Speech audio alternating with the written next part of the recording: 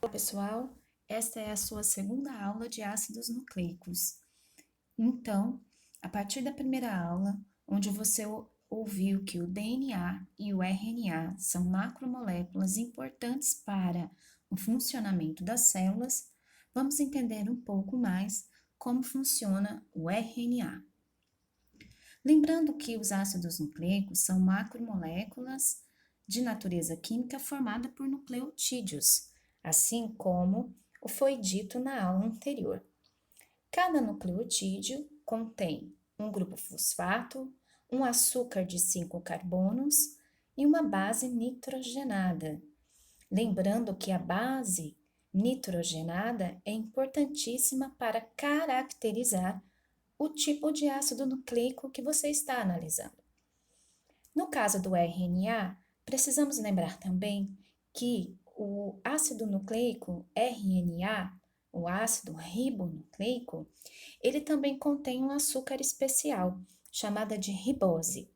A ribose é um monossacarídeo estrutural e pertence, então, à classe de carboidratos com 5 carbonos.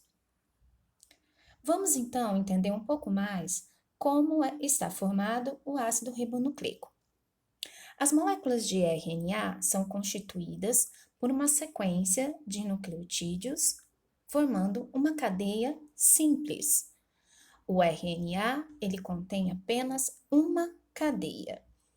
Cada cadeia de RNA foi formada então por uma ribose, um ácido fosfórico ou um fosfato e as bases nitrogenadas, sendo que a uracila, que está ausente no DNA, está presente apenas no ácido ribonucleico, no RNA. Atente-se para a figura abaixo, onde nós temos um nucleotídeo representando os nucleotídeos que compõem esta molécula. Fique bem atento ao monossacarídeo ribose e à base nitrogenada uracila. Muito bem, a cadeia de DNA, ela dá origem ao RNA.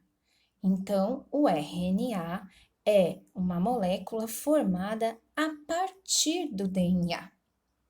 Mas antes de falar sobre esse processo de síntese, quero lembrá-los que o RNA é formado por uma cadeia apenas e apresenta 3 classes específicas de acordo com a sua função na célula.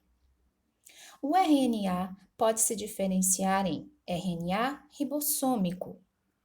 Este é responsável pela produção do ribossomo, organela usada na síntese de proteínas no citoplasma.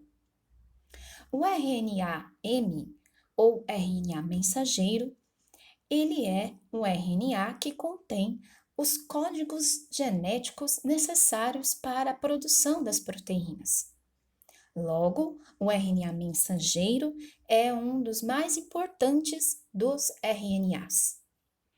Junto com o ribossomo, na síntese proteica, o RNA mensageiro será então traduzido, evento que eu falarei mais adiante no decorrer das aulas. O RNA transportador é o menor de todos os 3. Ele é responsável por transportar os aminoácidos que serão utilizados na síntese proteica. Lembre-se dos aminoácidos que aprendemos em aulas anteriores. Estes aminoácidos serão usados para produzir proteínas no metabolismo da célula. O RNA transportador é ele quem faz este processo de transporte. Então, nesse slide, podemos observar a composição química do RNA. O RNA é um polinucleotídeo. Ele é formado por uma fita simples e contém bases nitrogenadas púricas, adenina e guanina, e pirimídicas, citosina e uracila. A combinação será de acordo com a base do DNA. O DNA servirá de molde para a produção da cadeia de RNA. Muito bem, gente. A função do RNA está ligada à função do DNA: comandar, controlar, enfim, realizar as atividades celulares. E, claro, a produção de proteínas. E é por isso que o RNA ele é formado a partir do DNA. Os códigos que o DNA possui serão transcritos em RNA para que depois eles possam ser sintetizados. Vamos dar uma olhadinha então no processo agora de duplicação do DNA. Antes de falar da síntese de RNAs, vamos lembrar de como o DNA ele consegue se autorreproduzir, num processo chamado então de duplicação ou replicação. Este processo é um processo muito importante para as células.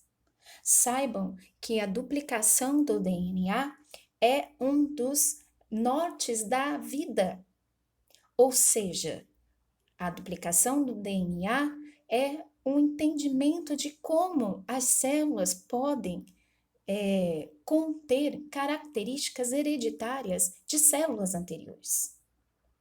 O DNA, ele é uma molécula que contém códigos genéticos e toda a sua estrutura é baseada no processo de duplicação. Para se duplicar, o primeiro passo é o desenrolamento da dupla hélice. Lembre-se que o DNA é uma dupla hélice. Isso é feito com auxílio de enzimas específicas que quebram as pontes de hidrogênio para que a molécula seja separada.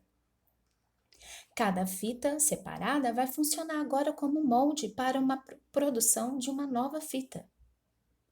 Esta nova fita será produzida com uma enzima, ou melhor, com auxílio de uma enzima.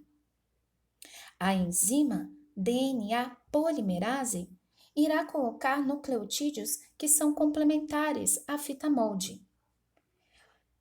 Observe a figura. No DNA são encontradas as seguintes bases: citosina ligada com guanina, adenina ligada com timina. Quando as pontes de hidrogênio se rompem, os nucleotídeos novos serão colocados para parear com estes que estão na molécula, servindo como molde. Os nucleotídeos de adenina são encaminhados para parear com os timina. Os nucleotídeos de timina são levados para parear com a adenina da fita molde. O mesmo acontece com a citosina e a guanina, respectivamente. Isso acontece até que toda a fita molde seja copiada e uma fita nova, complementar, seja construída. Olhe a figura do lado esquerdo para você perceber que, a princípio, a molécula de DNA se rompe com as pontes de hidrogênio. Logo em seguida, novos nucleotídeos são adicionados pela DNA polimerase, copiando aquela informação que já havia na molécula mãe. Saibam então, meninos e meninas, que a duplicação do DNA é uma autoduplicação, ou seja, terminando o processo de pareamento das bases, duas novas moléculas de DNA se formarão, com uma importante particularidade. Em cada uma das moléculas, uma das fitas é inteiramente nova e a outra é a original que serviu como molde.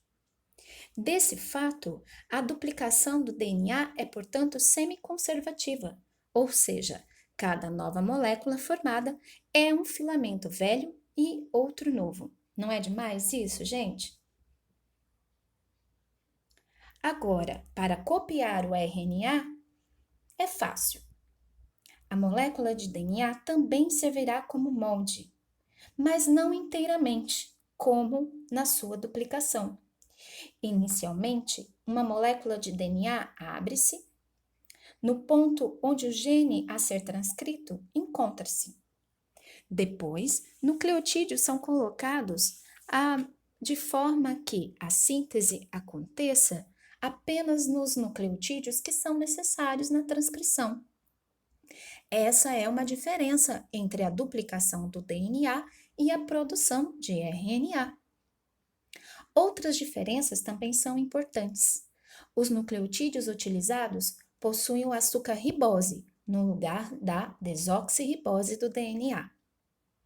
A participação dos nucleotídeos de uracila, no lugar da timina.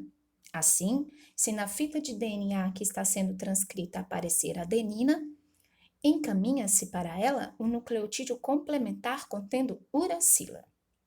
A enzima que intervém em todo o processo é a RNA polimerase. Lembre-se que em uma célula eucariótica, o RNA produzido destaca-se do seu molde e, após passar por um processo, através da carioteca, que é a membrana do núcleo, se dirige para o citoplasma, onde dará origem a proteínas. Após a transcrição, a molécula de DNA se refaz, fazendo novamente a sua hélice. Observe na figura abaixo a transcrição. Logo, toda a molécula será transcrita? Não, atente-se, apenas os pontos que são necessários para a transcrição. A enzima RNA polimerase colocará os nucleotídeos que são compatíveis à fita molde do DNA. Novamente, uma fita nova será transcrita de RNA usando uma fita de DNA como molde. Muito bem, essa é a nossa segunda aula sobre os ácidos nucleicos. Em breve, conversaremos um pouco mais sobre estes dois mecanismos incríveis que o DNA e o RNA são capazes de realizar dentro da célula. Desejo a todos vocês um ótimo estudo. Se vocês ainda tiverem dúvida, não tem problema. Manda um e-mail para mim ou acesse o portal do aluno e o Classroom. Tenham um bom dia, fiquem com Deus.